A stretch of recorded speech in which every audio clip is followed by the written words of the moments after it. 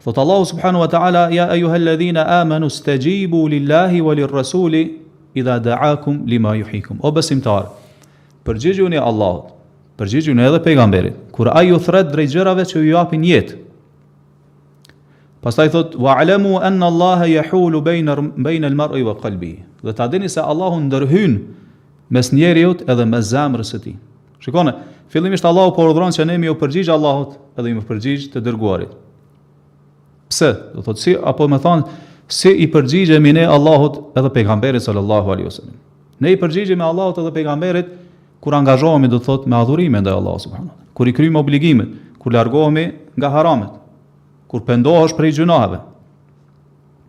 E nëse nuk pendohesh, atëherë vjen, do thot, kjo që po, nëse nuk i përgjigjesh Allahut edhe pejgamberit ashtu me gjitha këto që ai përmendëm, duke qëndruar, do thot, stabil në rrugën e drejtë të qëndrueshëm, atëherë vjen ky ndëshkimi që po thot Allahu se ai ndërhyn mes teje edhe mes zemrës tane. Do nëse nuk pendohesh prej gjunahut, Allahu ka më ndërhy mes teje edhe mes zemrës tane, edhe ndodh që Allahu pastaj me ta vulos zemrën, Allahu na ruaj. Pse? Për shkak të gjunaheve që ai ka bërë.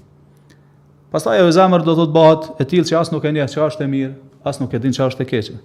Don njeriu më pendu, don me çaj, do thotë, për frikës ndaj Allahut subhanahu wa taala. Don me kanë afër me Allahun subhanahu wa taala, mirë po s'mundet. Pse s'mundet? Se Allahu ka ndërhy mes ti edhe me zemrës ti, Allahu na.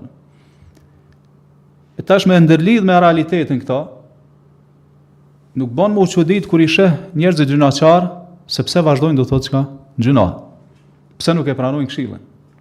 I thu për shembull janë pejtun ki frikë Allahun. Kur e sheh tu bën ai gjunah, pendohu te Allah. Dije se vdekja çka mundet me të ardh befas, kur kush nuk ka garanci se kemi jetu deri në peleshnia, po mirë pa ai vazhdon, do thonë, shkujdesi, vazhdon atë ngurtësinë e zemrës, largim me qenë larg prej Allahut subhanahu wa taala. Cili është shkaku? Nuk është përgjigj Allahut edhe pejgamberit sallallahu alaihi wasallam, andaj Allahu ka ndërhyj, do thotë, me zemrës ti edhe ti.